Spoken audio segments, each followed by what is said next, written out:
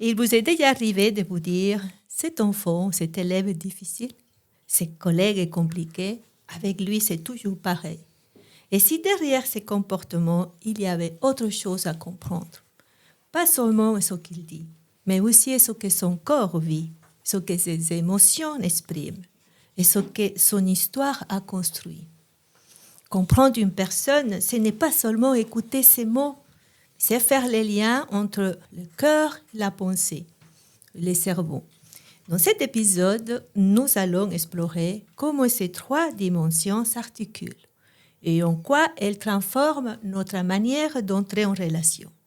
Bienvenue dans le podcast AT.virgule, organisme des ressources éducatives pour faire société, là où le corps, le cœur et le cerveau se rencontrent pour mieux comprendre. Corps, cœur et cerveau, les trois mousquetaires au service de la relation. Et avant d'entrer dans le cœur de notre sujet, ces liens subtils entre le corps, le cœur et le cerveau, nous allons nous présenter. Parce que derrière ce podcast, il y a aussi une rencontre, une histoire professionnelle et surtout une complémentarité. Nous sommes deux regards, deux parcours, mais aussi une même intention. Mieux comprendre la relation et d'accompagner celles et ceux qui la vivent au quotidien dans le champ de l'éducation, du soin et du lien social. Alors, qui sommes-nous? J'ai à mon côté Evelyne Papeau. Evelyne Papeau. Merci Noubia. Eh bien, pour ma part, je suis de métier de base éducatrice de l'enfance. Voilà plusieurs années, plusieurs décennies même je peux dire, que je suis formatrice et superviseur dans plusieurs contextes. En tant qu'analyste transactionnelle, je suis membre de l'association internationale, ce qui m'a permis des rencontres fascinantes avec des analystes transactionnels de cultures différentes dans le monde entier. Et j'ai pu découvrir de quelle manière ils appliquent l'analyse transactionnelle dans leur culture et dans leur contexte. C'est en leur compagnie aussi que j'ai contribué à un chapitre dans l'ouvrage qui s'appelle « Éducation et formation, perspective de l'analyse transactionnelle ». Et cette expérience a été fort enrichissante. J'ai aussi contribué à la revue d'analyse transactionnelle et j'ai par exemple, écrit un article sur le thème de la supervision. Et toi? Merci Evelyne. Je suis Noubiada, sociologue de formation, éducatrice de l'enfance, analyste transactionnelle depuis 2010, formatrice d'adultes et superviseur, membre de l'association romande des superviseurs, où je fais partie de la commission de promotion de la supervision, où nous avons écrit quelques petites situations pour promouvoir la supervision. J'ai le plaisir de partager ces moments avec toi, Evelyne, au regard de ton expérience et de ta connaissance en l'analyse transactionnelle. Comme vous l'entendez, nous partageons tous les deux une passion commune pour l'analyse transactionnelle. Et ensemble, nous allons aborder des sujets qui nous tiennent particulièrement à cœur. Pour ma part, je vous proposerai d'explorer ce que j'appelle les trois mousquetaires de la relation. Le corps, le cœur et le cerveau.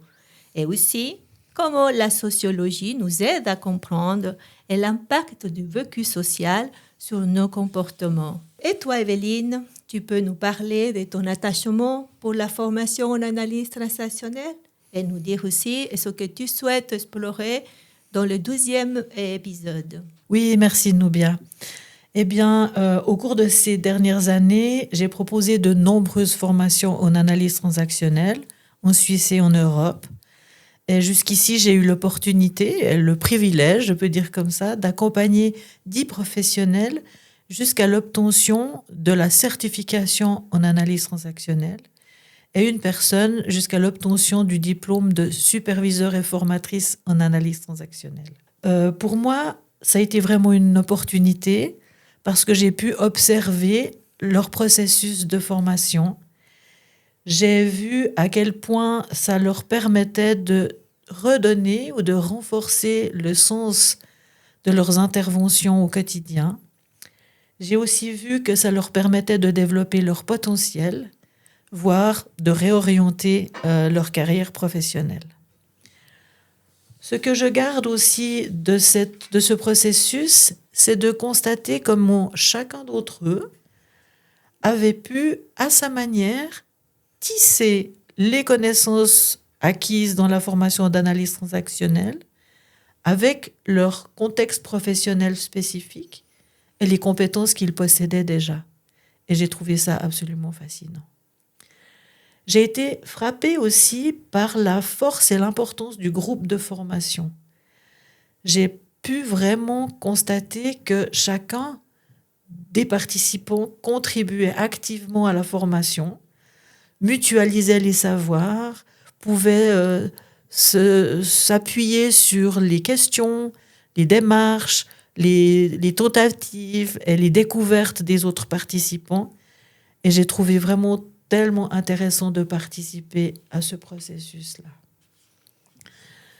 J'ai aussi été très touchée de constater comment cette formation permettait à ces professionnels de contribuer à l'essor de leur équipe de retour sur le terrain, de pouvoir amener cette possibilité d'entrer en relation, par exemple, avec les enfants et leurs familles, dans une perspective de croissance et de prévention.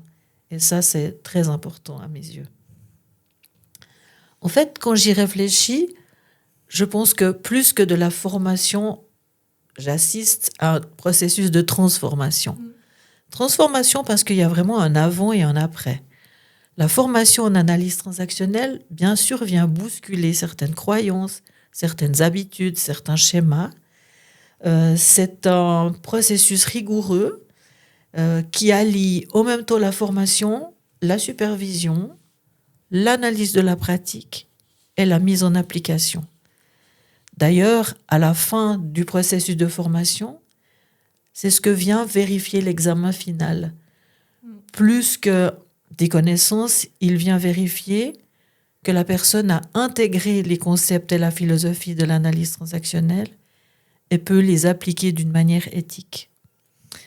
J'ai toujours beaucoup de plaisir à participer aux examens organisés par l'Association européenne ou internationale d'examen.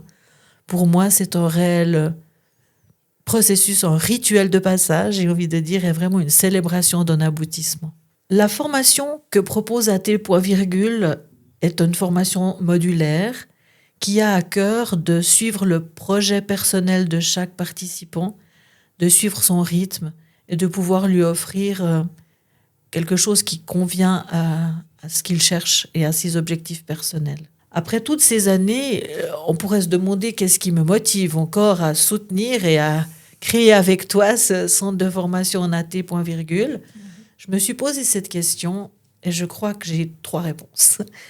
La première, c'est que je suis réellement enthousiaste à l'idée que nous allons continuer à transmettre ces outils qui permettent d'offrir une relation de qualité. Deuxièmement, je suis vraiment impatiente d'imaginer des journées de formation qui se basent sur une pédagogie pour adultes et qui auront certainement une vision aussi innovante de la formation. Et puis finalement, je suis vraiment enchantée de collaborer avec toi, Noubia, parce que tu amènes ce regard sociologique que je trouve vraiment tellement pertinent et tellement innovant. Donc, tu m'as posé une deuxième question. Tu m'as demandé dans ces podcasts quelles étaient les notions que j'avais envie de développer. Et alors, il y en a 2. D'abord, la notion de reliance que je propose de regarder à travers 3 regards. Le regard transactionnel, sociologique et éthique. Et la deuxième notion que je propose de développer ici, se base sur une maxime, en fait, philosophie grecque ancienne, et je vais établir des liens avec l'analyse transactionnelle. Voilà pour moi.